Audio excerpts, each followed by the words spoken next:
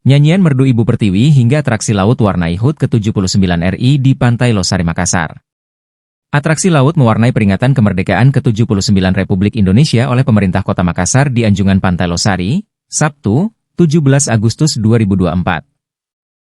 Sebagai kota yang dikenal dengan branding, di Kota Festival Tepian Air, Wali Kota Makassar Dani Pomanto, menginginkan kembali perayaan kemerdekaan berlangsung dengan nuansa khas di tepi laut.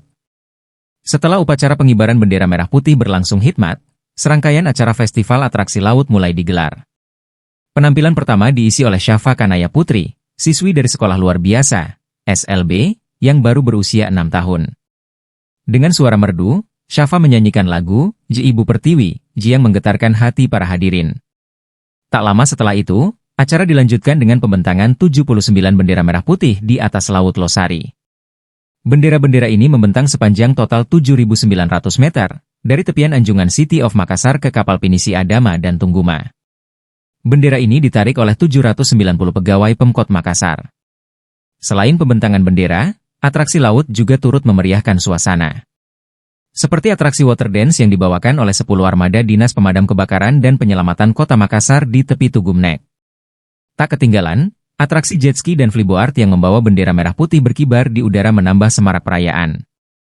Sementara itu, di tepi panggung, pelajar dari berbagai SD dan SMP sekota Makassar menampilkan aubade. Mereka menyanyikan lagu-lagu daerah dan lagu nasional dengan penuh semangat.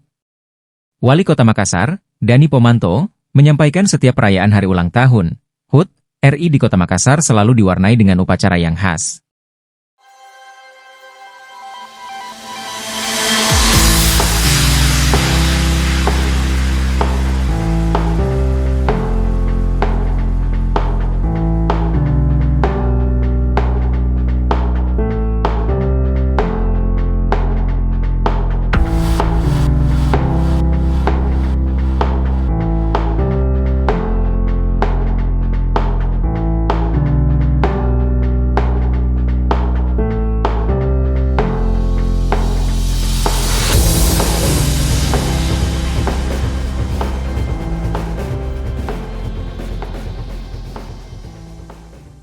Download Tribun X sekarang, menghadirkan lokal menjadi Indonesia.